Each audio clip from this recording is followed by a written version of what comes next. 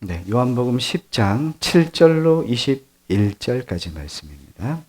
자, 우리 한 절씩 교독할게요. 제가 먼저 읽겠습니다. 그러므로 예수께서 다시 이르시되 내가 진실로 진실로 너희에게 말하노니 나는 양의 문이라. 나보다 먼저 온 자는 다 절도요 강도니 양들이 듣지 아니하였느니라. 내가 문이니 누구든지 나로 말미암아 들어가면 구원을 받고 또는 들어가며 나오며 꼴을 얻으리라. 도둑이 오는 것은 도둑질하고 죽이고 멸망시키려는 것뿐이요 내가 온 것은 양으로 생명을 얻게 하고 더 풍성히 얻게 하려는 것이라. 나는 선한 목자라. 선한 목자는 양들을 위하여 목숨을 버리거니와 사꾼은 목자가 아니요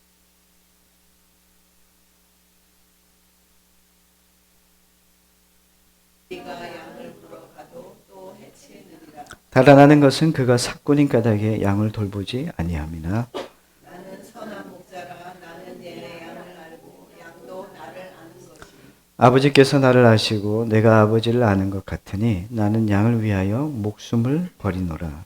또 이 일이 듣지 아니하고 다른 양들이 내게 있어 내가 인도하여 달더니 그들은 내 음성을 듣고 한 무리가 되어 한 목자에게 있으리라. 내가 내 목숨을 버리는 것은 그것을 내가 다시 얻기 위함이니 이로 말미암아 아버지께서 나를 사랑하시느니라. 이를 내게서 뺀다는 것이 아니라 내가 스스로 버리노라. 나는 버릴 권세도 있고 다시 얻을 권세도 있으니 이 계명은 내 아버지에게서 받았노라 하시니라. 이 말씀으로 말미암아 유대인 중에 다시 분쟁이 일어나니 그 중에 많은 사람이 말하되 그가 귀신 들려 미쳤거늘 어찌하여 그 말을 듣느냐 하며 함께 어떤 사람은 말하되 이 말은 귀신 들린 자의 말이 아니라 귀신이 맹인의 눈을 뜨게 할 수 있느냐 하더라. 아멘. 선한 목자 예수님이라는 주제로 말씀을 전합니다. 요한복음 10장에 이 선한 목자라고 하는 이 단어를 볼 때마다 저는 그 마음에 무거움이 있어요. 저한테 얘기하시는 것 같아서. 나는 어떤 목회자지? 나는 어떤 리더지? 어떤 아빠지? 뭐 이런 생각을 많이 합니다. 나는 어떤 남편이지? 나는 사람들에게 어떤 모습으로 살아가고 있지? 라고 하는 생각을 많이 합니다. 최근 유명 목사님의 갑질과 욕설이 구설수에 올랐습니다. 그래서 최근 뉴스를 보니까 노회 부총회장직을 내려놓게 되고 또 어제 그저께 일자의 뉴스를 보니까 담임 목사직을 내려놨다라고 하는 소식을 들었습니다. 그 선한 목자상이 절실한 필요한 때가 아닌가라고 하는 생각을 하게 되었어요. TV 예능 프로그램 제가 좋아하는 프로그램이 있는데 강연 배틀쇼 사기꾼이라고 하는 프로그램입니다. 보십니까? 네. 아주 유익한 프로인 것 같아요. 그래서 우리 주변에 있을 법한 이번에 리더라고 하는 주제로 강연을 했었는데 지난주에 보면서 제가 좀 재미있었어요. 자, 우리 주변에 있을 법한 리더의 유형들을 4가지를 이야기하는데 첫 번째, 여러분들에게 주변에 있을 법한 리더들, 똑똑하고 부지런한 리더. 똑똑하고 부지런한 리더. 두 번째, 멍청하고 부지런한 리더. 세 번째, 똑똑하고 게으른 리더. 네 번째, 멍청하고 게으른 리더.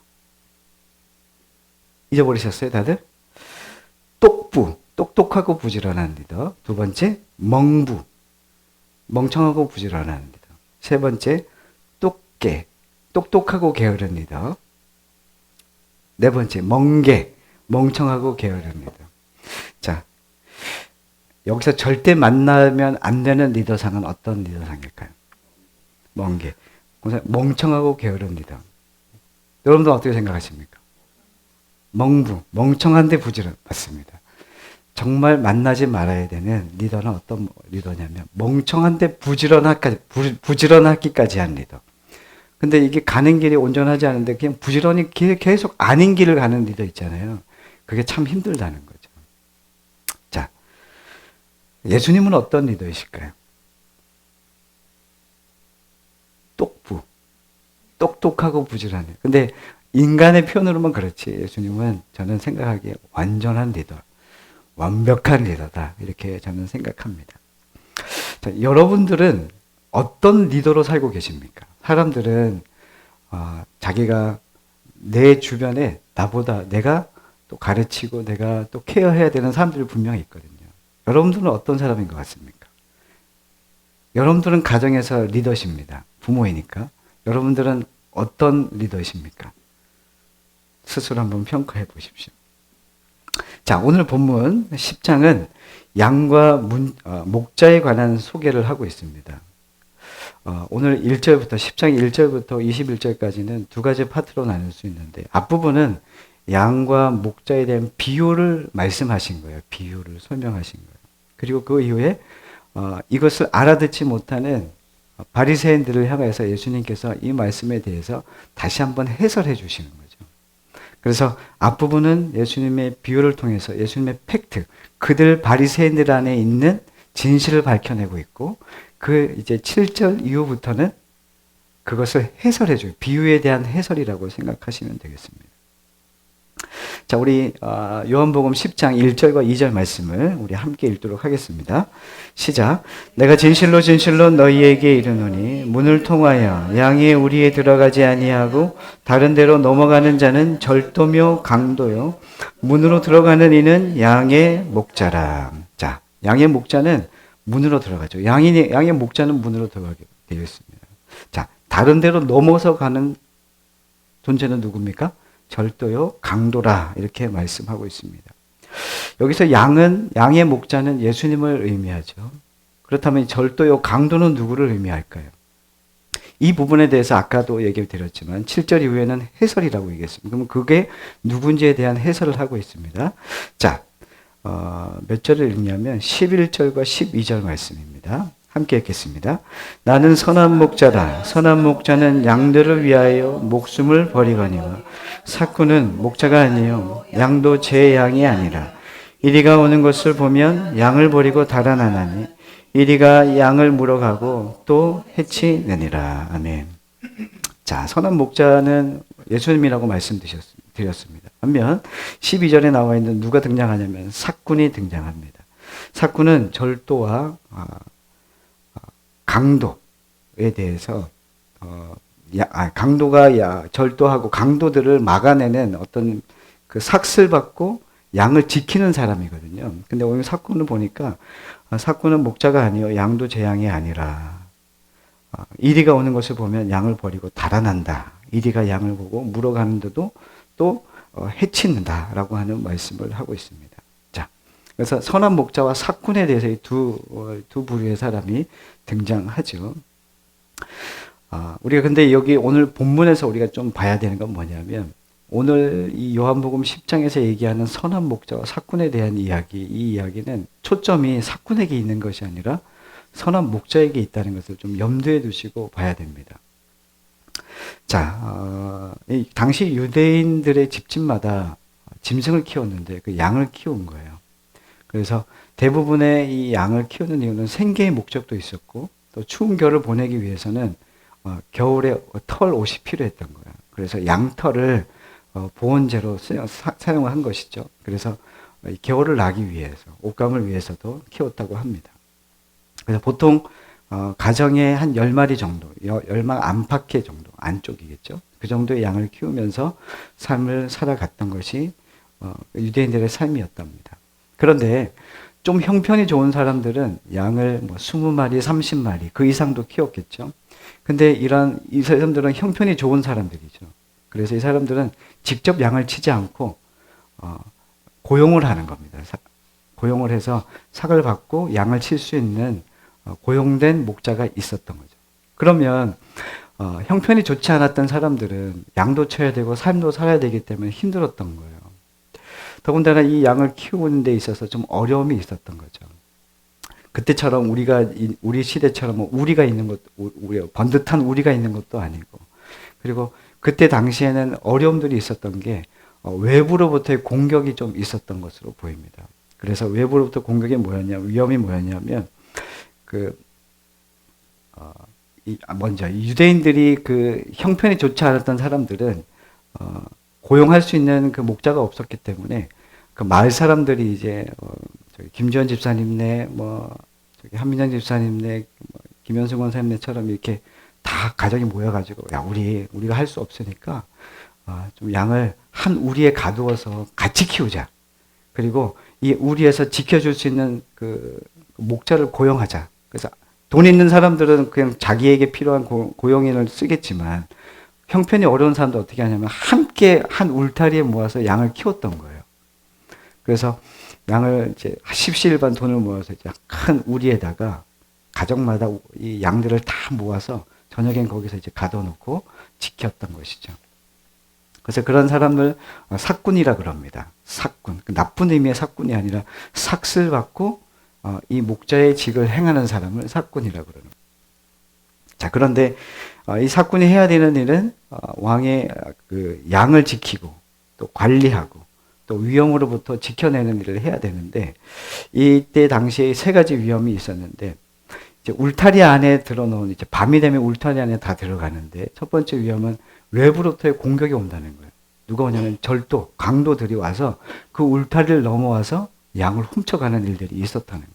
이게 첫 번째 위험이었고 두 번째는 이제 낮이 되면은 들로 갈 거 아닙니까? 그런데 이 무리 지어서 이제 풀을 뜯어 먹는데 거기에서 좀 떨어진 좀 길을 잃은 양들이 있었을 거 아니에요. 근데 그때 뭐 굴이나 풀숲에 이렇게 숨어 있다가 양을 훔쳐가는 강도들이 또 있었다는 거예요. 밖에서도 어떤 그런 위험이 도사리고 있었고 또 세 번째는 그때 당시에는 주변에 그 맹수들이 많았던 거예요. 뭐 표범, 퓨마, 뭐 사자도 있었지만 오늘 나와 있는 것처럼 이리떼가 많았다고 합니다. 그래서 이리떼의 공격에서부터 이 삭군이 이 목자가 지켜내야 되는 거예요. 이러한 어려움들이 있었고 이러한 일들을 고용된 목자들이 해야 되는 것이죠. 양들은 얼마나 미련하냐면 이 양들의 특징이 뭐냐면 겁이 많다는 것이고 눈이 나쁘고 성격도 매우 안 좋다고 합니다. 양 보신 적 있으세요? 저기 대관령 목장에 가면 양이 있어요. 양은 뿔도 이렇게 염소는 팍 이렇게 서 있잖아요. 양의 뿔은 이렇게 구부러 있어요. 맞아도 찔려도 하나도 안 아파. 찔려 보셨어요? 안 찔려봤으면 말도 하지 마세요. 여튼 그래서 이 양의 특징이 겁도 많고 눈도 나쁘고 성격도 안 좋아요. 누구와 비슷합니까? 네, 저는 아니고 여러분들하고 좀 비슷한 모습들입니다. 외부로부터의 공격에 항상 노출되어 있는 이 양들 모습이죠. 그런데 그 양들을 지키기 위하여 목자가 고용된 것이죠. 당시 구전에 전해지는 내용들을 담아놓은 그 유대 사회의 생활상을 담아놓은 그 책이 있는데 그게 뭐냐면 미시나라고 하는 책이래요. 그 성경에 보면 그 책에 보면은 그 책을 보면 성경에서 있었던 생활 문화를 그 책에서 볼 수가 있어서 성경을 이해하는데 참 설명하기에 좋다고 이해하기에 좋다고 얘기를 합니다. 삭군은 그 당시에 양을 지키기 위해서 고용된 사람인데 거기에서 그 미시나 책에서 이렇게 그 삭군에 대해서 이렇게 얘기하는데 그 사람들의 생활의 적인 어떤 문화의 그 이해는 어디에 있었냐면 그 고용된 그 사람이 양을 지켜야 되잖아요. 울타리에도 있고 뭐 양을 치기도 하는데 중요한 건 뭐냐면 주변에 이리들이 많았다는 거잖아요. 공격할 수 있는. 근데 이 이리떼가 공격했을 때 한 마리가 나타나면 이 목자가 지켜서 싸울 수 있잖아요. 네? 한 마리 정도 우리가 해치울 수 있잖아요. 그렇죠, 집사님? 네, 아멘. 그래서 한 마리 정도는 지켜내야 된다라고 하는 생활의 어떤 그런 인식이 있었고, 근데 두 마리, 세 마리 때로 덤비면은 이 고용된 이 목자가 도망가도 된다라고 하는 이 생활의 어떤 그렇게 이제 받아들여졌던 거죠. 여러분들 생각해 보세요. 양이 중요합니까? 생명이 중요합니까? 사람의 생명이 중요합니까? 그렇죠? 어떤 사람들은 아니요, 생명보다는 양이 중요합니다라고 생각하는 분들이 계신데 그렇지 않고 그때는 이것이 그냥 받아들여진 거예요. 그냥 이게 평범한 문화적인 어떤 그런 이해도였다는 거죠. 그래서 우리는 삭군 얘기하면 어떤 생각이 드냐면 저 삭군 같은 목사 이렇게 생각하지만 그때로 가서 생각해 보면은 이 삭군은 고용되어서 삭을 받고 양을 지키고 이리 한 마리 정도는 지켜낼 수 있지만 내 생명도 중요하기 때문에 양이 이리가 두세 마리 정도 오면은 이 생명을 보존하기 위해서 도망가도 그때 당시에는 괜찮은 거예요. 이해되셨죠? 그래서 사꾼에 대한 편견을 조금 내려놔야 된다, 우리가. 목사들은 가정 생활이 중요합니까? 아니면 목회가 중요합니까? 이런 인식이라는 거죠.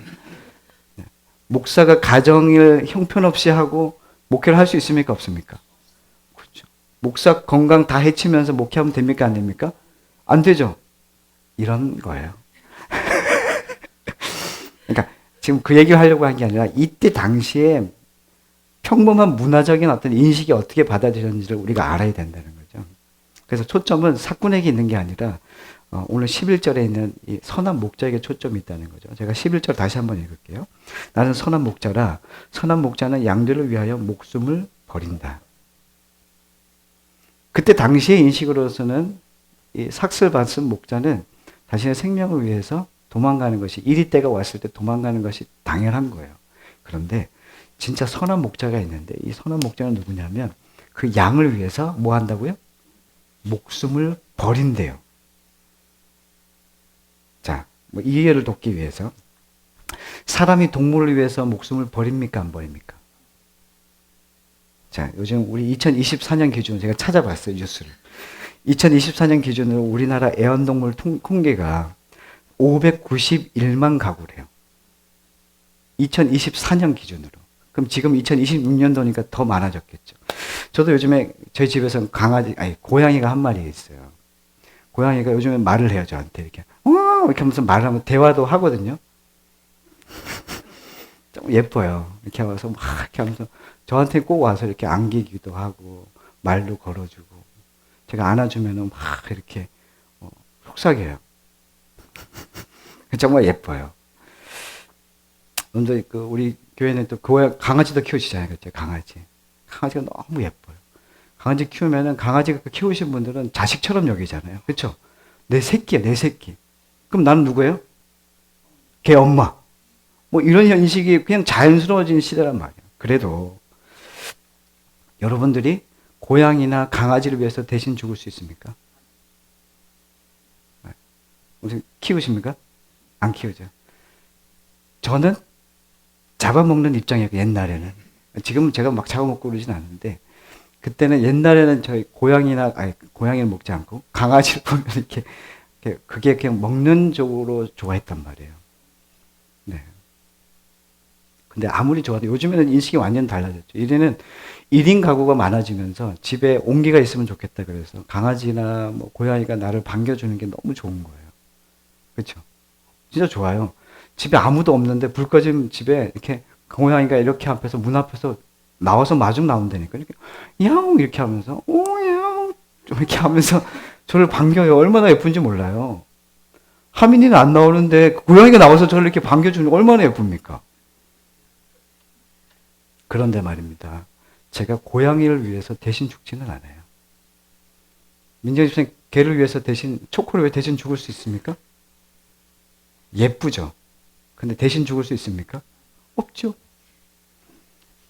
그럴 수는 없죠. 그렇죠? 반려견과 반려묘를 대신해서 내 목숨을 내놓지는 않습니다. 자, 그런데 오늘 본문은 그 상식적이지 않은 이야기를 하는 거예요. 선한 목자는 양을 위해서 목숨을 버린대요.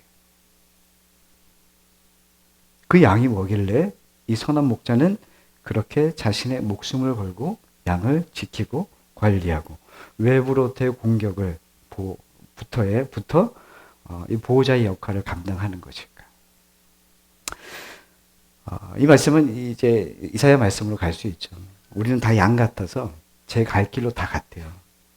그런데 어린 양이신 주님이 양의 모습으로 이 땅에 오셔서 우리를 대신하여 죽으셨대요. 그 양이 우리의 입장에서는 과분한 사랑이죠. 그렇죠? 우리로서는 이해 안 되는 상황입니다. 근데 그 사랑을 하나님께서 당신의 아들 예수 그리스도를 이 땅에 어린 양으로 보내셔서 죽이신 거예요. 우리를 살리시기 위해서. 이해되십니까? 안 되십니까? 이해되는 게 이상한 거죠. 우리로서는 이해가 되지 않는 이야기입니다. 근데 하나님께서 선한 목자 되시는 예수 그리스도가 선한 목자신데 그분이 양을 위해서 대신 죽으신다. 사람들은 이 이야기를 듣고 이해를 못하는 거예요. 그런 게 어디 있어? 그때 당시의 문화적인 통념으로는 이해할 수 없는 이야기를 예수님이 하고 계신다. 자, 그런데 여기서 이상한 것이 하나 있는데, 자, 7절에는 또 다른 이야기를 해요. 10장 7절 함께 읽겠습니다. 그러므로 예수께서 다시 이르시되 내가 진실로 진실로 너희에게 말하노니 나는 양의 문이라. 예수님께서 자신을 선한 목자라도 얘기했지만 자신을 양의 문이라고 소개하고 있습니다. 여러분, 선한 목자와 문은 무슨 관계가 있을까요? 자, 이해가 되지 않아요. 그래서 제가 사진 하나를 띄워드리도록 하겠습니다. 하나 보시면, 자, 여기에 그때 당시에 유대인들이 울타리 안에 가뒀던 공동울입니다. 근데 그 앞에 지금 이 문이 있는데 문 앞에 누가 있어요? 네, 목자가 있어요. 목자. 문이 없어요. 근데 문 안에 누가 있는 거예요? 목자가 있는 거예요. 그럼 문은 누군 거예요? 사실은 목자였던 거죠. 이걸 얘기하고 있는 거예요. 그러니까 선한 목자는 양을 위해서 목숨을 버려요. 근데 자신을 또한 뭐라고 얘기하냐면 나는 양의 문이라. 내가 그 문에 양을 지키는 자라는 것을 이야기하는 거죠. 이것이 어디까지 연결되냐면 6월절 어린 양의 피 사건에 대한 이야기입니다. 출애굽 당시에 하나님께서 유대인들에게 얘기해요. 자, 마지막 장자의 죽음을 내가 한다. 오늘 밤에 재앙이 임할 건데 각자 어린 양의 피를 잡아서 어린 양을 잡아서 그 피를 문설주에 바르고 문인방에 바르고 좌우 문설주에 바르라. 이렇게 기록합니다. 그리고 그 문설주에다가 그 어린 양의 피를 바른 그 집은 어둠이 지나갔어요. 재앙이 지나갔어요. 심판이 지나간 거죠. 그것을 뭐라 그럽니까? 유월절이라고요. 그래서 그때 죽은 어린 양, 유월절 어린 양.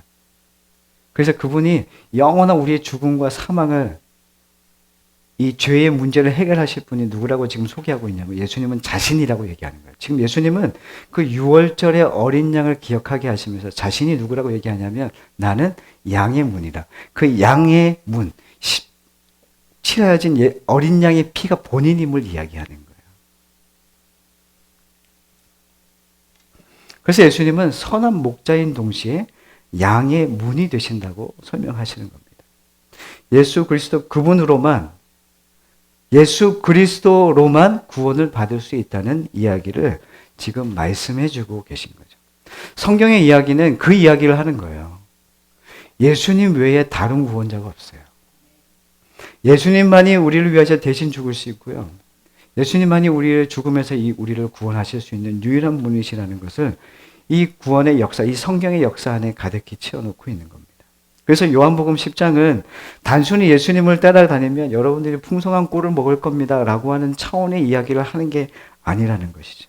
예수님은 왜 사람의 몸을 입고 오셔서 십자가에 못 박혀 피 흘려 죽으셨는지를 우리에게 설명해 주고 계신 거예요. 근데 바리새인들은 그 사실을 듣고도 깨닫지 못하죠. 자, 다시 3절로 다시 가보겠습니다. 3절입니다. 문지기는 그를 위하여 문을 열고 양은 그의 음성을 듣나니 그가 자기 양의 이름을 각각 불러 인도하여 내느니라. 4절 자기 양을 다 내놓은 후에 앞서가면 양들이 그의 음성을 아는 거로 따라오되 타인의 음성은 알지 못하는 거로 도리어 도망하느니라. 자, 바리새인들은 이 말씀에 대해서 이해하지 못하고 깨닫지도 못하고 있습니다. 요한복음 1장부터 계속되고 우리 요즘에 요한복음 묵상하고 있잖아요. 큐티 말씀 묵상. 이 요한복음 안에서 계속 일어나는 일은 뭐냐? 예수님이 믿음에 대한 이야기하고 바리새인들에 대해서는 어떻게 얘기하냐면 알아듣지 못하더라. 믿지 아니하더라. 깨닫지 못하더라. 라고 하는 표현이 줄곧 계속 표현되고 있습니다. 이게 어떤 상태냐면 영적인 눈이 멀었다라고 하는 걸 얘기하고 있습니다. 그래서 그때 종교 지도자들, 유대인들은 이 예수님 말씀하시는 것을 깨닫지 못해요. 알아듣지 못해요. 왜요? 영적인 눈이 가려졌기 때문에. 요한복음 8장 47절을 한번 펴보십시오. 요한복음 8장 47절 말씀에 이렇게 되어 있어요. 우리 함께 읽도록 하겠습니다. 요한복음 8장 47절. 시작. 하나님께 속한 자는 하나님의 말씀을 듣나니 너희가 듣지 아니함은 하나님께 속하지 아니하였음이니라. 자, 여기서 지금 뭘 얘기하고 있냐면 소속에 대한 이야기를 하고 있는 거예요. 예수님께서.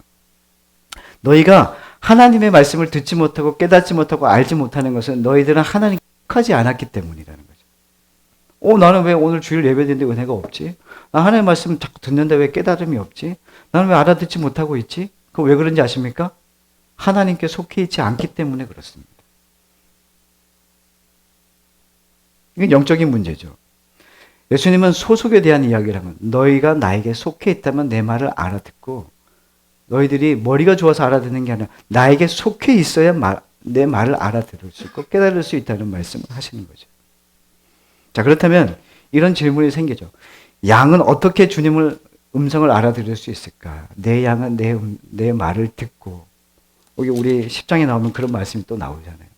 그럼 양은 어떻게 주인의 음성을 알아들을 수 있을까? 이것에 대해서 또 그때 당시에 그 유대 시대의 양을 어떻게 키웠고 어떻게 주인들이 양을 양육했는지에 대한 이야기를 좀 알 수 있으면 좋을 것 같아서 찾아봤더니 이렇게 되어 있더라고요.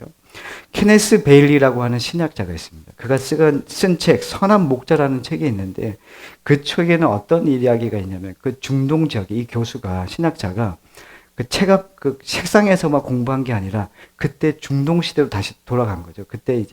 그때를 알기 위해서 중동 문화를 경험하기 위해서 이제 간 거예요. 거기에서 이제 레바논, 베이루트라고 하는 곳에서 시골 청년들을 가르치게 되는데 거기에서 현지 청년들을 만나면서 이런 이야기를 막 성경도 가르쳐 주고 한 거예요. 그러다가 이 말씀에 대한 궁금이 있으니까 갔잖아요. 그래서 그때 그 현지의 청년들에게 물어본 거예요.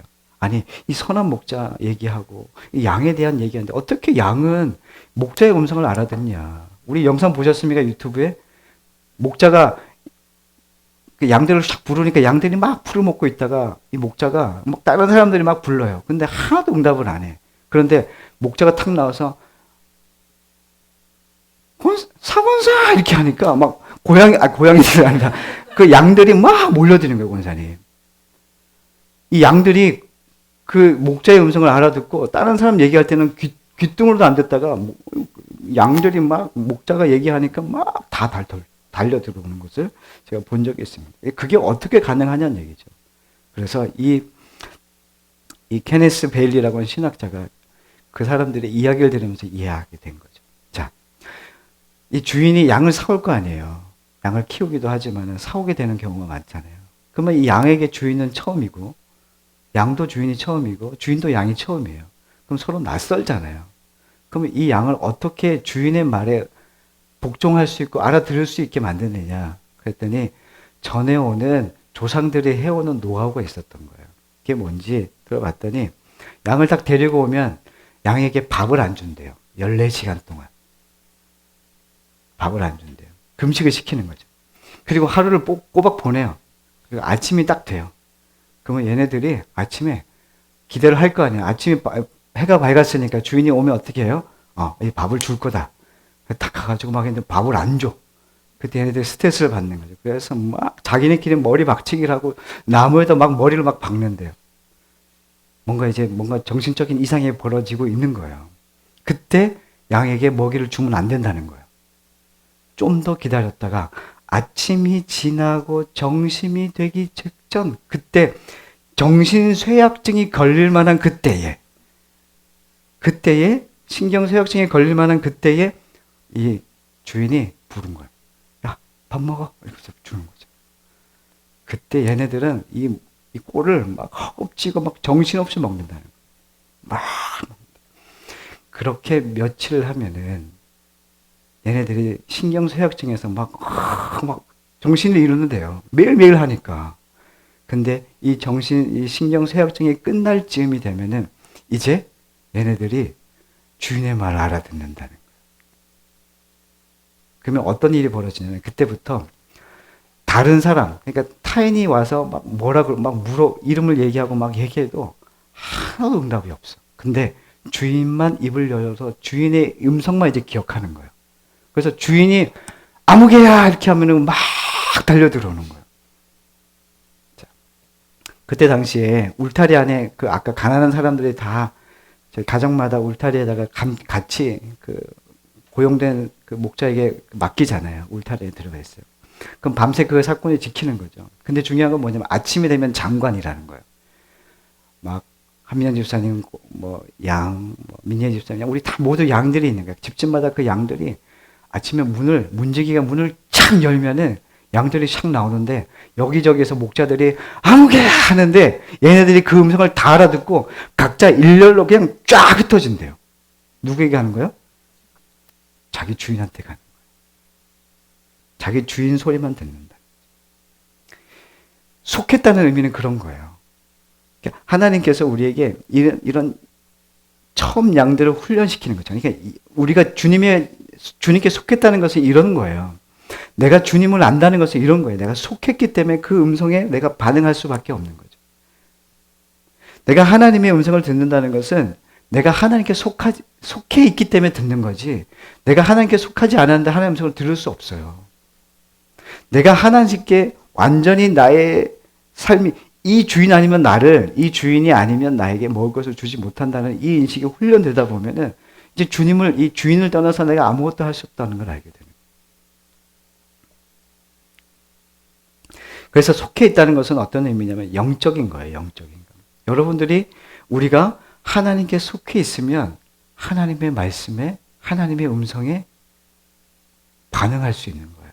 알아들을 수 있고 깨달을 수 있고 주님께서 무엇을 말씀하든지 알고 있다는 거죠.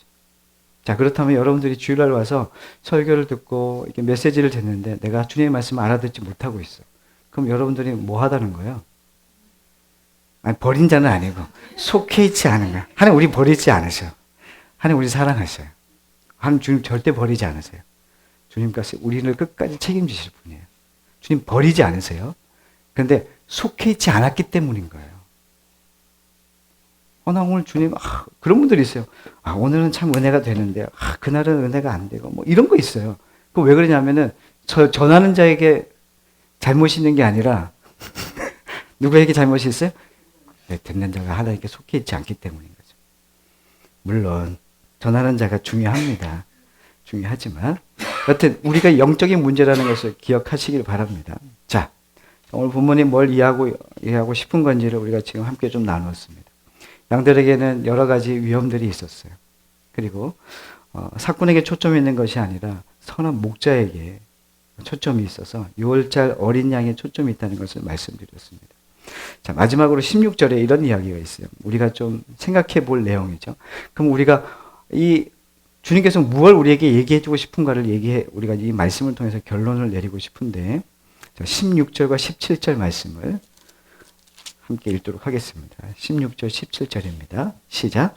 또 이 우리 듣지 아니한 다른 양들이 내게 있어 내가 인도하여야 할 터이니 그들도 내 음성을 듣고 한 우리가 되어 자에게 있으리라. 내가 내 목숨을 버리는 것은 그것을 내가 다시 얻기 위함이니 이로 말미암아 아버지께서 나를 사랑하시느니라. 강아지를 잃어버리면 어떻게 하냐면 전단지를 붙여요. 그렇죠? 그러니까 내가 전단지도 저희가 많이 본 것 같아요. 산책 나갔다 걔가 줄이 풀려가지고 걔를 잃어버린 거죠. 그런데 주변에 예수를 잃어버린 사람들이 너무 많잖아요. 근데 우리는 그 잃어버린 것에 대해서 전혀 관심이 없죠. 주님은 이 땅에 왜 오셨냐면 오늘 말씀처럼 이 우리 안에 들지 않은 다른 양들이 내게 있다는 거죠. 주님은 지금 선한 목자가 이 땅에 오신 그 사람의 몸을 입고 오신 이유에 대해서 말씀해 주시고 계신 거예요. 예수님 이 땅에 왜 오셨습니까? 잃어버린 자를 찾고 구원하기 위해서 오셨습니다. 우리는 참 이기적인 신앙생활을 하는 게 뭐냐면 주님의 꼴을 먹고 싶어요. 주님이 주시는 그 풍성한 삶으로 인도함을 받고 싶어요. 사실은 그게 보장된 삶이거든요. 그리스도인들은. 그런데 중요한 것은 뭐냐면 그것에만 젖어 있는 거죠. 예수님이 이 땅에 오신 목적은 잃어버린 자를 구원하시기 위해서 오셨습니다. 이 사실을 잊지 못하면은 우리가 성경을 계속 나 중심적으로만 읽는 거예요. 주님은 우리에게 뭘 얘기하시냐면 잃어버린 영혼을 향하여 내가 이 땅에 와서 내가 내 목숨을 내놓은 것처럼 너희 또한 그렇게 하라는 거죠. 이 마음을 깨닫기를 우리가 간절히 소망합니다. 매일 우리 가운데 회복되어야 하는 것은 한 영혼에 대한 절실한 마음이 필요한 거예요. 한 영혼을 향한 마음의 회복이 필요한 겁니다. 가족 가운데 복음이 필요한 분들이 있어요. 여러분들의 친척 가운데, 여러분들의 친구 가운데, 여러분들의 직장에, 여러분들의 또 우리 열방에 있는 선교지에 복음이 필요한 것이 너무나 많이 있습니다. 이 사순절을 보내는 우리들에게 묵상해야 되는 것은 주님의 마음을 알아가는 겁니다. 주님은 선한 목자시고 양의 문 되십니다. 예수님께서 이 땅에 오셔서 우리를 지키시고 우리를 구원하시고 죄와 사망에서 우리를 구원해 주시기 위해서 이 땅에 오셨다는 이 사실을 깨닫는다면 우리는 그냥 나 하나 구원받고, 여러분들 신앙이 지켜지는 건 어떤 거냐면 주님을 날마다 따르는 거고, 주님을 날마다 깨달아 아는 거고, 주님의 마음이 어디를 향하고 있는지 아는 사람은 침체가 안 되는데 계속 안주하는 삶이잖아요. 내 것, 내 삶의 평안, 내 삶에 문제 없는 것, 이것에 이렇게 매몰된 사람은 계속 신앙이 침체돼요. 여기서 보면 여러분들 눈빛 보면 다 알아요. 주님 모르실까요? 저도 대충 보이는데? 주님 모르실까요? 여러분들이 무슨 생각을 가지고 여러분들이 신앙생활을 하는지, 삶을 살아가고 있는지 모르실까요? 다 아시죠? 신앙을 지키는 게 아니에요. 신앙을 지키는 게 아니에요. 우리는 신앙을 지키지 못해요. 다만 매일매일 주님의 음성을 듣는 거예요. 매일매일 주님의 인도함을 받는 거예요. 복음이신 그분께서 왜 이 땅에 오셔서 나를 위해서 대신 죽으셨는지를 깨닫는 거예요. 십자가 하는데 내가 아는 지식 안에 갇혀 있다 보니까 더 이상 풍성한 신앙의 삶을 살지 못해요. 예수님은 지금 어디를 향하고 있냐면 자신의 죽음에 집중된, 내가 죽는 것은 많은 사람들을 주님께로 돌아오고 살려내기 위한 주님의 오심이라. 오늘 이 사순절을 보내는 우리가 주님의 절기, 이 십자가의 절기를 보내면서 우리에게만 매몰되지 않기를 바라고, 주님의 마음이 있는 곳으로 여러분들의 마음이 뻗어나가시기를 간절히 소망합니다. 저는 교회의 목적을 여기에 둡니다. 성적인 존재가 되는 겁니다. 열심히 제자 훈련하는 것은 여러분 신앙 좋아지라고 하는 것 넘어서 이것도 필요하지만 여러분들이 나가서 복음을 전하는 삶을 살기 원하는 것, 선교적인 존재입니다. 기도를 훈련하는 것은 여러분들이 가는 곳곳마다 기도가 세워지기 위해서입니다. 예배는 중요합니다. 여러분들이 선교적 존재로 살아간다는 것은 가는 곳곳마다 여러분들이 거한 처소마다 예배가 세워지는 겁니다. 저의 목회 방향은 여기에 있습니다.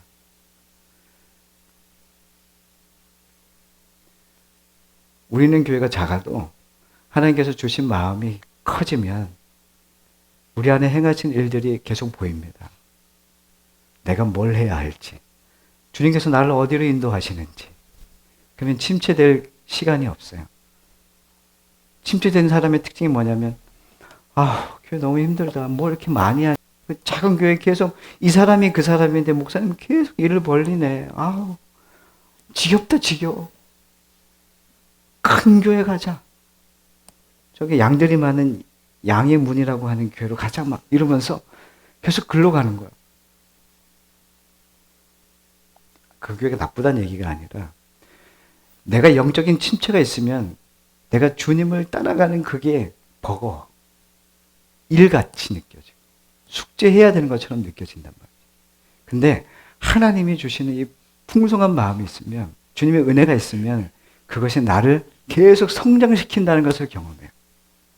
성장한 사람은 어떻게 하냐면 계속 내가 아니라 타인을 위해서, 하나님이 나를 사랑한 것 같이 나도 그들을 사랑할 수 있는, 하나님을 사랑하는 사람이 이웃을 사랑하지 않는다면 이게 말이 됩니까?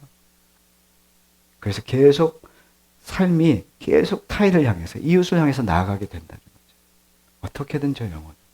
어떻게든 저 영혼을 위해서 그들 피로를 채워주고 그들에게 복음을 전하고 그들을 돕고 섬기려고 하는 마음이 생겨진다는 거죠. 여러분들 주님께 집중하십시오. 그리고 주님의 마음을 품으십시오. 그리고 주님의 마음을 따라 살아가십시오.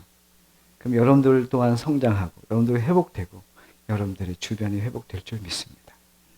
이 선한 목자 되신 예수 그리스도, 양의 문이 되신 예수 그리스도, 그분만으로 우리의 삶이 증명되고 그분만으로 우리가 존재하고 그분만으로 발걸음이 옮겨진다면 여러분들은 오늘도 승리자입니다.